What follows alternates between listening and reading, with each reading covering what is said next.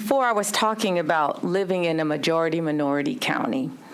And as a county commissioner and as mayor of that county, we implemented programs, not because minorities, women-owned businesses, people of color, not because they were incompetent, because sometimes DEI is referenced as because the person is not competent enough, so they need DEI.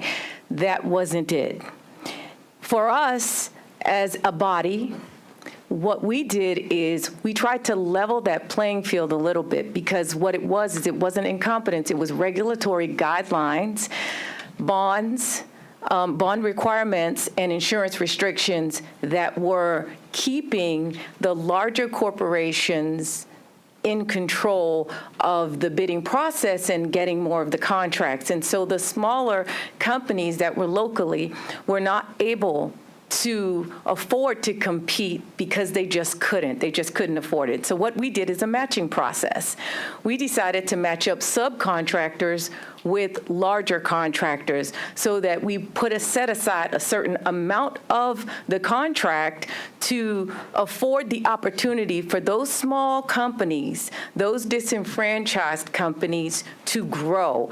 And that the hopes was that at some point in time they would be big enough so that they can become primes themselves and compete for that business, okay?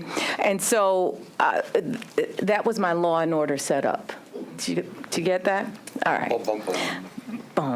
All right, so now we get to the point where we have county contractors, we have subcontractors, and then we turn around and we roll over to our grant programs and grant funding. And when we do that, we then again look at small, minority-owned, disenfranchised, women-owned businesses, and we say, how can we give them a chance to compete? See, the larger companies didn't need the grant funding to grow, but the smaller ones did. And so as a government body, we were looking at ways to support the economy, support job growth in our community.